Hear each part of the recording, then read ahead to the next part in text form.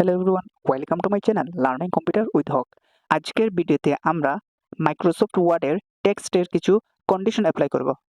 Microsoft ওয়ার্ডের part 1 এর ভিডিওটি আপনারা চাইলে দেখতে পারেন। চ্যানেলে নতুন হয়ে থাকলে চ্যানেলটি সাবস্ক্রাইব করে পাশে থাকা বেল আইকনটি বাজিয়ে দিবেন।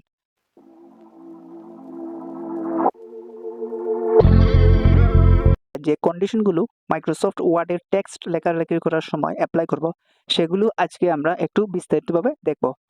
প্রথমে রয়েছে হোম ট্যাবের যত ধরনের কাজ রয়েছে টেক্সটের ক্ষেত্রে সবগুলি আমাদের প্রয়োজন হবে। প্রথমে রয়েছে front face aerial theme fronts, অর্থাৎ আমরা যে শর্তগুলো অ্যাপ্লাই করব কিছু শর্ত আমাদেরকে দিয়ে দেবে যে কোন ধরনের শর্তগুলো আমরা অ্যাপ্লাই করব।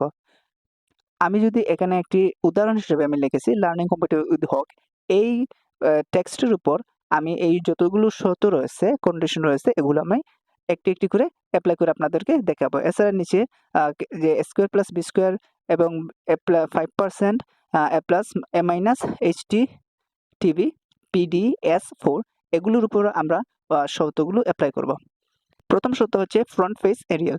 এই থিমসের আমার টেক্সটের লেখা এরিয়াল হতে হবে। তার জন্য আপনাকে টেক্সটটি সম্পূর্ণভাবে সিলেক্ট করতে হবে।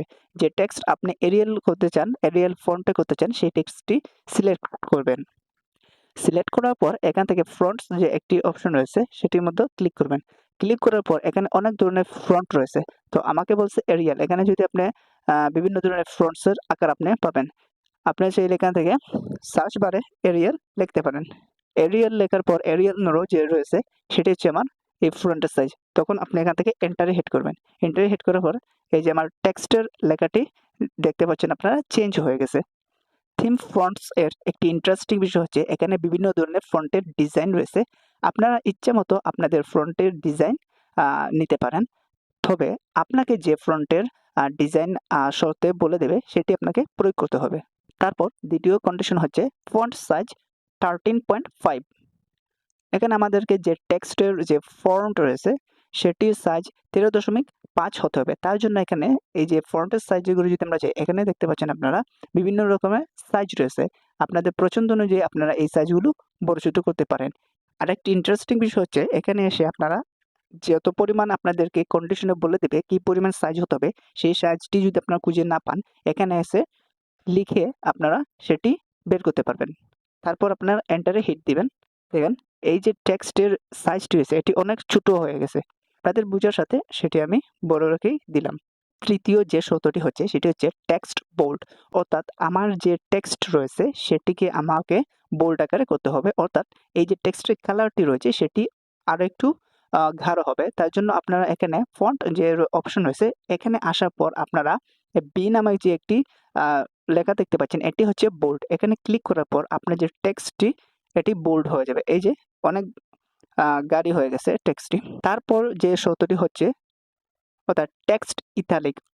আপনার যে টেক্সটটি রয়েছে সেটি ইটালিক আকারে হতে হবে। তার জন্য আপনারা একই পদ্ধতিতে আসবেন।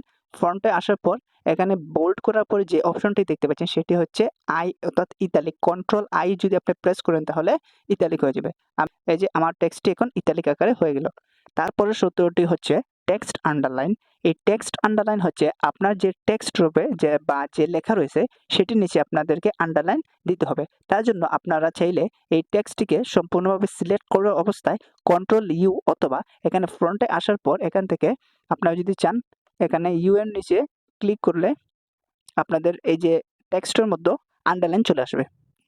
তারপরে যে কন্ডিশনটি হচ্ছে সেটি হচ্ছে টেক্সট স্ট্রাইক দো, ডাবল স্ট্রাইক দো, অর্থাৎ আমরা যখন কোনো কিছু লেখালেখি করি তখন আমাদেরকে কাটার প্রয়োজন হয়, এক টান অথবা দু টান দিয়ে আমরা কেটে ফেলি। ঠিক তেমনিভাবে কম্পিউটারে যখন আপনাদেরকে কোনো কিছু লিখতে হবে, যখন আপনাকে স্ট্রাইক দোয়ের এবং ডাবল স্ট্রাইক দোয়ের শর্ত দিয়ে দিবে তখন আপনাকে কম্পিউটারের মধ্যে এরকম লেখার উপর কাটাকাটি করতে হবে।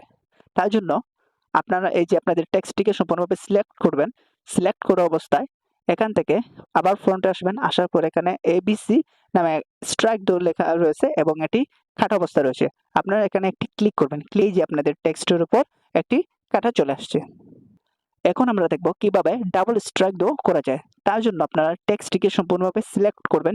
সিলেক্ট করা অবস্থায় আপনারা মাউসের রাইট বাটনে ক্লিক করবেন। এখান থেকে ফন্ট অপশনটি রয়েছে এখানে ক্লিক করবেন। ক্লিক করার পর এখানে প্রথমে রয়েছে এফেক্টসে চলে আসবেন। এফেক্টসে চলে আসার পর এখানে স্ট্রাইক দো, এরপর রয়েছে ডাবল স্ট্রাইক দো। এই ডাবল স্ট্রাইক দোয়ে আপনারা ক্লিক করবেন।